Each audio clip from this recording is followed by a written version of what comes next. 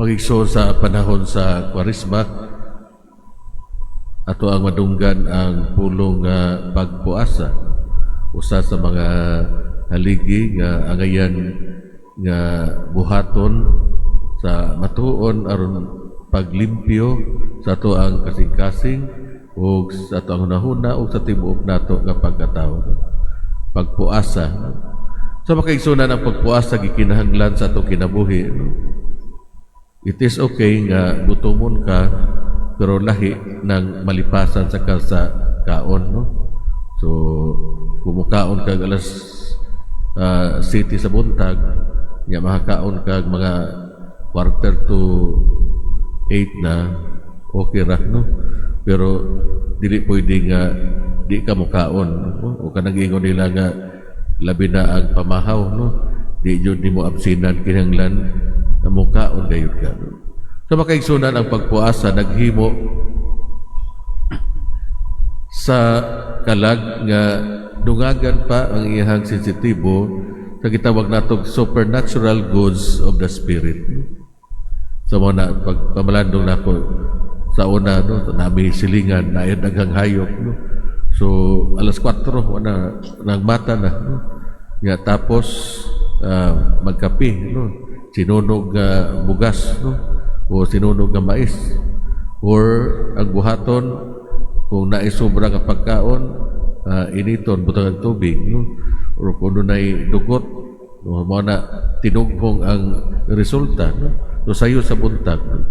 So manguhaglaw, tugway ang hugilawig ang mga kahayupan, di mo balik sila mga 8:30 na alas 9, no? Ya usa pa sila mamahaw, no? So mao kana siya makaigsunan, no? So ang pagpuasa maghimo usab kanato nga healthy tungod kay anaaman, no?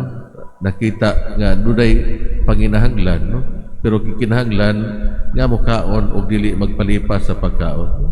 So ang pagpuasa mo ang pagpahilom sa unod aron iyahang mabati ang espirituhanong kagutom sa Ginoo. Parihas sa mga Israelita nga mitubo ang ilang kagutom didto sa disyerto sa wala pa nila ang ayan nga madawat ang mana nga gikan sa langit. Sa atong kinabuhi adunay mga lugar nga atong iput aside ang mga distraction kung unsay maayo para sa pagkabalaan. Sa pagbansay sa pagikalimot sa kaugalingon, atong makaplagan ang pagdawat sa sudlanan nga bag-o aron dili mausik. So mao na. So unsa may dayon nga pahinumdom sa katawhan, no? So kinahanglan sa panahon nga musimba, di na magrosaryo, di na magnobina tungod kay ang santos nga misa is the highest form of prayer, no? Ug hinaot nga conscious ta diana, no? So kinahanglan nga nakapokus ang atong atensyon sa selebrasyon o sa kasulugan sa santos nga misa. Pinaagi sa pagampo makaigsunan ang Ginoo magbubo sa bag-ong sudlanan sa gingharian.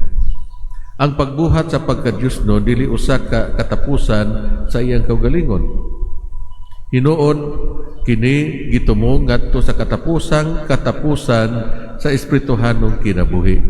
Ug unsa man siya ang pagkahiusa diha kang Kristo.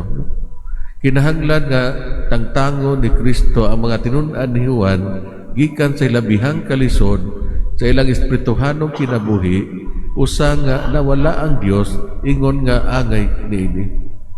Ang espirituhanong garbo mahimong maliputon nga mutubo diha sa mga tao nga nagdala sa ilang kaugalingon nga mga porma sa debosyon o ascetisismo alang sa ilang kaugalingong katuyuan. Sa tanan nga mga butang mga kaigsunan, bisan sa espirituhanon, kita kinahanglan nga mutan-aw sa katapusan, no? So ngano ako maning gihimo usa may katapusan niini, no? Kung ako ang kining buhaton, no? Kung ang pipila ka espiritual nga practice wala magdala kanato sa pagkinabuhi, sa kabubuton sa Dios ug sa iyang presensya sa mas mahigugmaong paagi, nan kini walay kapuslanan kanato. So mao kana maapil tag different ministry o mandated organization sa simbahan, no? So nganong maapil man ta, no?